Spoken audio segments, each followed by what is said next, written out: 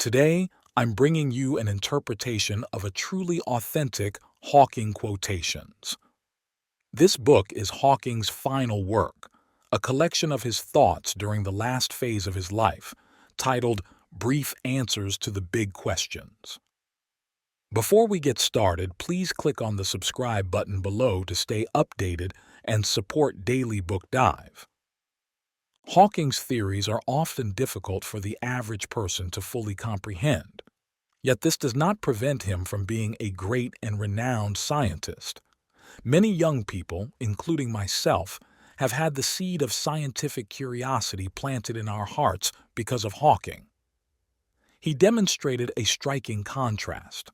Although his body was confined to a wheelchair, his mind seemed to transcend the limits of time and space. From the origin of the universe to the boundaries of black holes, from quarks to 11-dimensional space-time, from time travel to parallel universes. What is time? Where does the universe come from? What is the future of humanity? These grand and profound themes are questions that have long preoccupied human thought. On March 14, 2018, the famous physicist Stephen Hawking ended his cosmic journey in his mind. On that day, he passed away at his home in Cambridge, England, at the age of 76. He was buried in Westminster Abbey in England, with his ashes placed beside two other scientific giants, Newton and Darwin. The main content of this book revolves around Hawking's thoughts on 10 big questions. Each question seems to stand alone, but they are interlinked. I will explain them to you according to the book's three-part structure. At the beginning of the book, Hawking first poses the question, why must we ask big questions? In this question, he recounts his experiences and tells us that thinking about big questions is a responsibility of humanity. Next, the book presents 10 big questions, about half of which involve scientific inquiry. These questions include, how did everything all begin? What is inside a black hole? Is time travel possible? In this part, we will take the question, does God exist, as an example to experience how a scientist uses a solid theoretical foundation to explore big questions. Several other questions fall outside his primary research field, yet Hawking also offers his views such as, should we colonize space? Can we survive on Earth? How should we shape the future? In this part, we will use Hawking's views on artificial intelligence as an example to see his unique insights into technology and humanity. Part 1. First, we need to understand why we should think about big questions to truly grasp Hawking's approach to pondering them. To us, as a scientist, the questions Hawking thought about are very big questions, such as the origin of the universe, the mysteries of black holes, and the future of humanity. How do these big questions relate to our lives? Why must we think about big questions? How did Hawking come up with these questions? In our first part, we will mainly discuss these issues. Hawking's love for big questions is closely related to his personal experiences.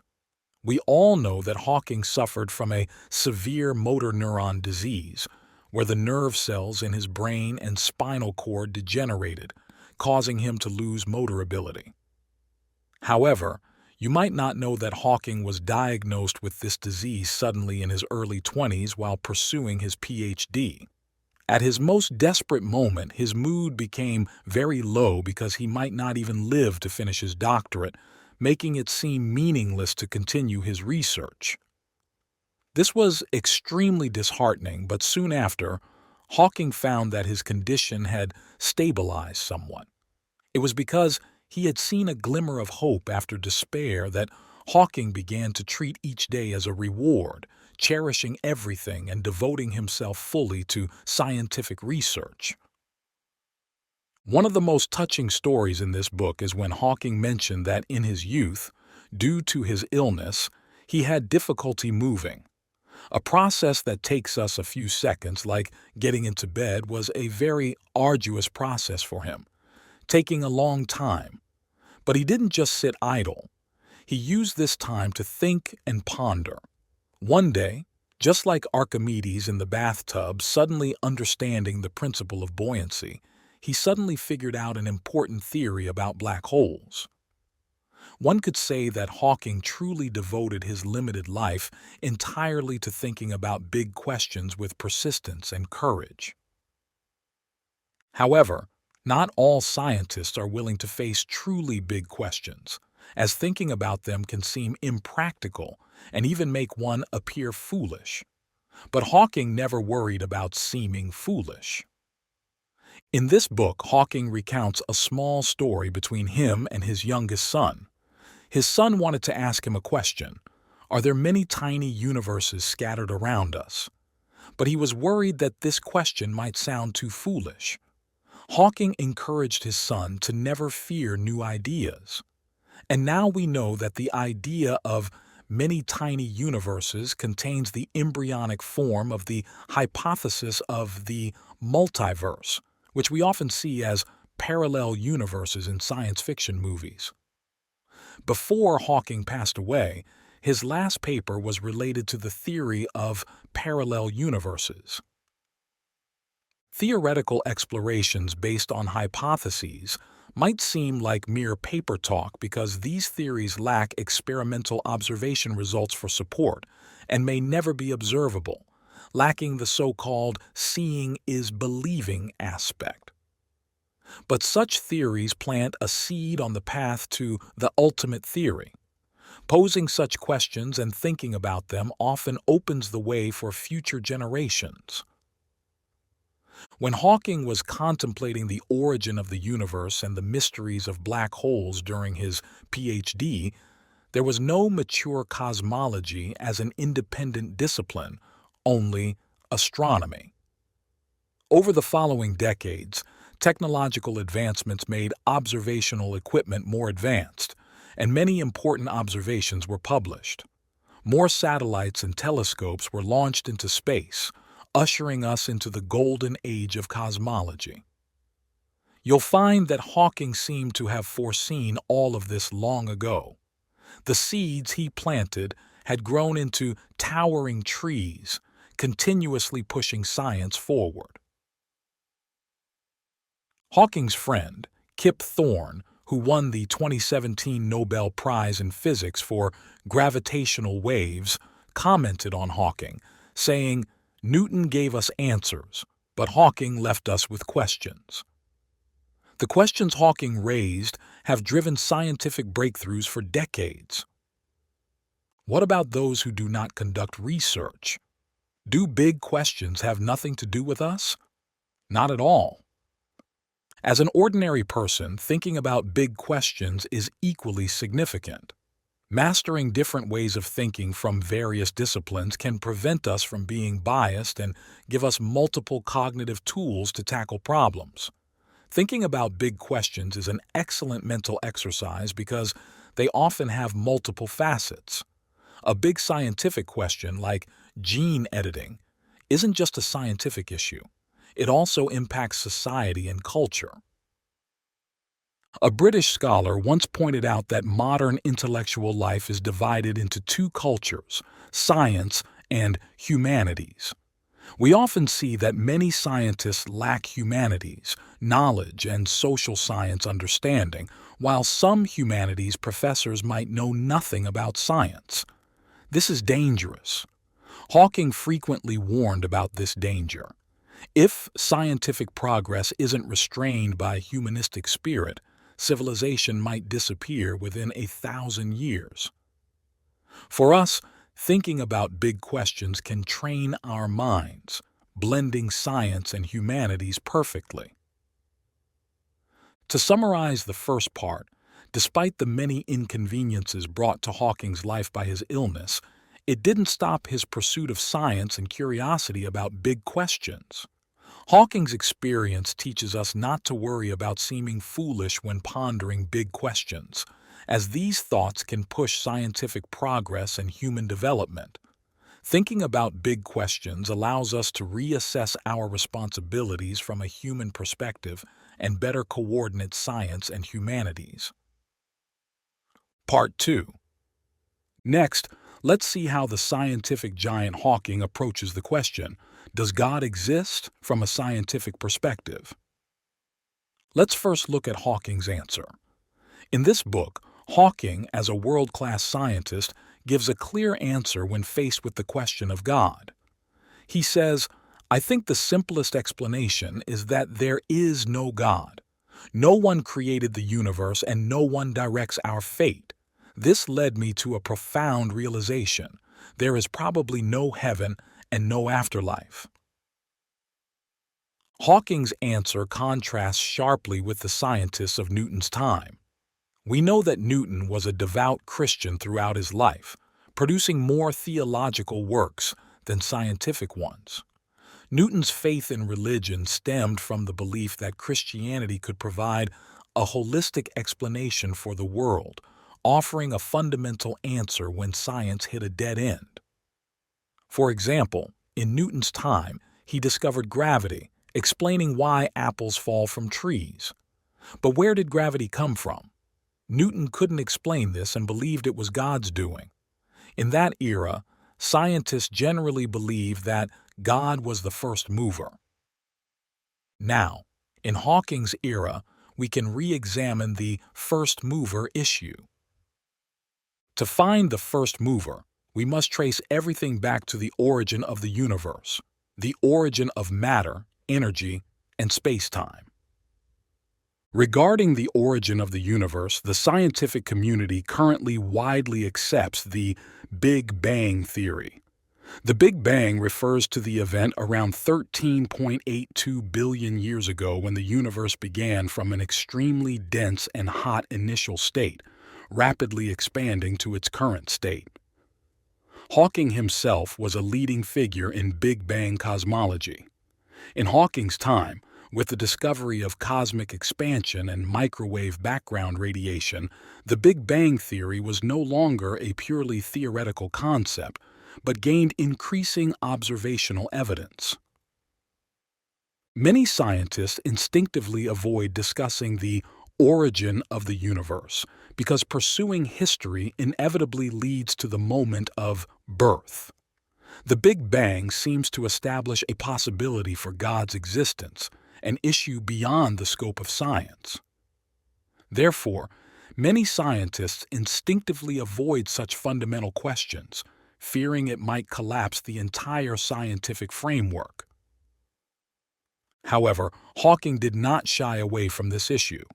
He wanted to use true science to respond to the core questions that countless theologians, philosophers, and artists have concerned themselves with for thousands of years. From the perspective of scientific laws, he believed the universe spontaneously emerged from nothing, and the Big Bang followed the laws of physics. Let's break down how Hawking argued this, starting with the two things produced by the Big Bang: energy and space. The Big Bang theory tells us that energy and space were spontaneously generated in the event. Where did the energy come from? Was it given by God? No. The reason there is energy is that there is also something called negative energy in the universe. Hawking used an analogy. Imagine standing on a flat ground and wanting to create a small mound. This mound represents the energy we are familiar with. But as you dig out a small mound, you also create a hole. This hole is the so-called negative energy. The energy represented by the mound and the negative energy represented by the hole always add up to zero. In our daily life, we see matter usually possessing positive energy. Even antimatter has positive energy. So, where did the negative energy go? Hawking explained that negative energy permeates the entire space of the universe. While the detailed theory is complex, we can use a simplified analogy. Imagine an apple about to fall. To prevent it from falling, we must expend positive energy to counteract the gravitational pull, which represents negative energy. The positive energy of matter and the negative energy of gravitational pull in space are balanced. So you see, the energy and space produced by the Big Bang add up to zero. Therefore, Hawking said the universe is a genuine free lunch. Given this balance, why would we need God? Even this analysis doesn't fully resolve the first mover issue. Some might argue that God triggered the Big Bang. At some point, God decided to ignite the Big Bang, creating the universe. This explanation didn't convince Hawking. The universe originated from the Big Bang, which began very small, possibly smaller than a proton. Such a microscopic world requires quantum mechanics to explain. We know that in quantum mechanics, Schrödinger's cat can be both alive and dead. A particle can be both here and there, and particles can appear spontaneously in a vacuum. Thus, in the quantum mechanical world, there's no need for a first mover. Even if we assume a pre-existing quantum law triggered the Big Bang, Hawking addressed this question. If preset, it must have happened before the Big Bang. Here, Hawking identified the critical issue: time. Time and space in the universe both emerged after the Big Bang. Before the Big Bang, the universe existed in a timeless state. In a world without time, we can't compare two athletes' speeds in a race. Our chat logs wouldn't be ordered chronologically, and cause and effect relationships would become chaotic. The familiar principle of causality wouldn't apply, and physical laws would become meaningless. Hawking used a vivid explanation. Discussing what happened before the Big Bang is like asking what point is further south than the South Pole. The South Pole is the southernmost point on Earth. From there, any direction leads north. Similarly, in the universe, the Big Bang is the starting point of time. Asking what happened before the starting point is meaningless. Thus, discussing the time before the universe's beginning is pointless. Time, as we understand it, depends on our universe. Before time existed, no personified God could create the universe. As Hawking humorously put it, God didn't have time to create the universe. This clever double entendre means both lacking the concept of time and not having spare time in everyday language. Facing this dilemma, Hawking concluded that the simplest explanation is that God doesn't exist. To summarize Hawking's answer to the question of God's existence, he clarified a common misunderstanding of Big Bang cosmology. The Big Bang doesn't imply a God-created universe. He explained that the massive energy produced by the Big Bang is balanced by the negative energy stored in space, equating to zero. Thus, there's no need for God. The spontaneous appearance and disappearance of particles in the Big Bang align with quantum mechanics, eliminating the need for God to recreate the laws. Furthermore, before the Big Bang, there was no time concept, so no personified God could create the universe. From this answer, we not only see Hawking's deep theoretical knowledge and logical thinking as a top scientist, but also his ability as an excellent science communicator to explain complex ideas in a clear and humorous manner. Part 3. Next, we'll look at Hawking's profound insights into big questions beyond science. These questions focus on the fate of humanity, such as obtaining clean water, renewable energy, curing diseases, and ensuring human welfare and sustainable development. In this part, we will examine Hawking's views on artificial intelligence to understand his rational humanistic concern for the future. How did Hawking view artificial intelligence? Will AI eventually surpass human intelligence? You might have seen some foreign media reports with sensational headlines like Hawking warns humanity that AI will eventually surpass human intelligence. Indeed, Hawking pointed out that AI might pose a threat to humanity in the future. In his view, as AI technology reaches a critical point, we might achieve superintelligence, which can continually redesign itself, evolving at an astounding speed. Humans, as a biological entity, evolve at the slower pace of biological evolution, making us unable to compete with machines, leading to inevitable surpassing. These reports might make you think Hawking was a pessimist, filled with concerns about the future of technological development. However, is that truly Hawking's perspective? In this book, Hawking presents a more complete view of technological development. From this, we see that Hawking was not a pessimist. Hawking emphasized the risks of new technologies like AI because he opposed their misuse. He worried that AI might invade our privacy, that military forces might develop autonomous systems using AI, and that AI might develop wills conflicting with humans in the future. Hawking's concerns stem from a sense of social responsibility, which is why he joined AI experts like Elon Musk to advocate for responsible AI research, balancing benefits and potential risks. Despite his concerns, Hawking was not anti-science. On the contrary, he looked forward to AI's development. He noted the significant advancements in AI in areas like Go, autonomous driving, and e-commerce. He believed AI technology would enter fields like healthcare, work, education, and scientific research, improving our lives. Given Hawking's struggle with motor neuron disease, he was particularly interested in brain-computer interfaces. Such interfaces could allow communication between the brain and computers. If this technology had been developed earlier, Hawking might have been able to control his body's movements or even connect his brain directly to the internet. This could have led to greater scientific discoveries from Hawking and benefited scientists worldwide from his flashes of insight.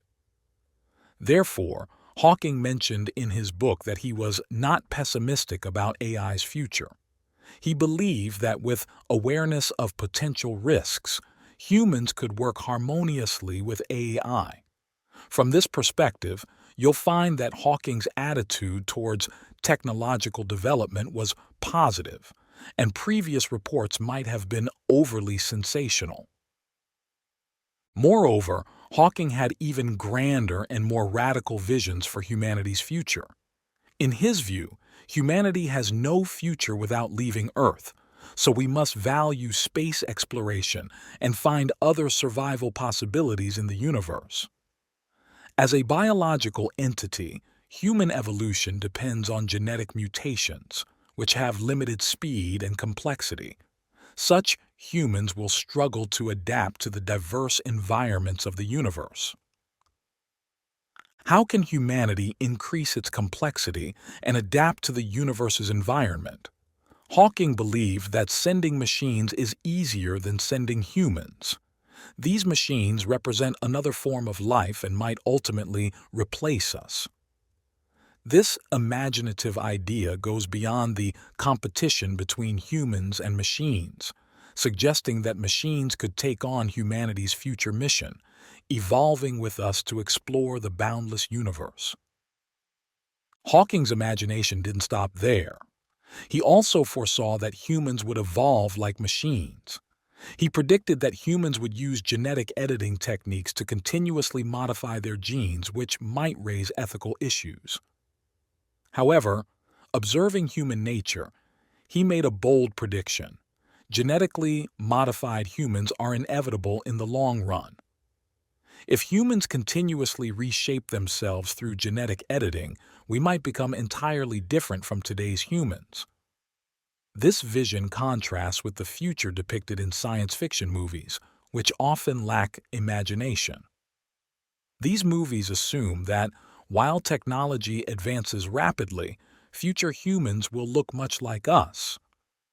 But if humans and machines evolve together, becoming more complex and intelligent, we might face a future unimaginable today. To summarize this part, previous media reports often highlighted Hawking's warnings about the risks of technologies like AI. However, Hawking was not a pessimist. He looked forward to technological development and believed humans could work harmoniously with AI to explore the universe. He envisioned that both humans and machines would continuously evolve, leading to a future we can't yet imagine. Conclusion. Finally, let's summarize the main content of Hawking's 10 questions. First, Hawking encouraged everyone to think about distant big questions. These thoughts might drive scientific progress and human development. Thinking about big questions allows us to reassess our responsibilities from a human perspective and better coordinate science and humanities. Next, we explored Hawking's answer to "Does God exist?" Hawking clearly stated that, from his perspective, scientific laws explain the universe's origin from the standpoint of energy, space, and time, without needing a personified God. From this answer, we saw Hawking's clear physical image and vivid language. Lastly, Hawking emphasized recognizing the risks of new technologies like AI while remaining optimistic about the future. He believed humans could work harmoniously with AI, exploring the universe together. His insights into technology and humanity showcased his rich imagination. That's it for the main content of Hawking's final work, 10 Questions. I hope the questions Hawking raised in this book will also inspire your thoughts. We believe that the answers Hawking left will continue to influence future generations, lighting the way for humanity from Earth to space, accompanying us on our journey to the ends of the universe. The original book link is attached at the end for further reading. You can also click the Share button below the video to share this book with your friends. Congratulations, you've just finished another book.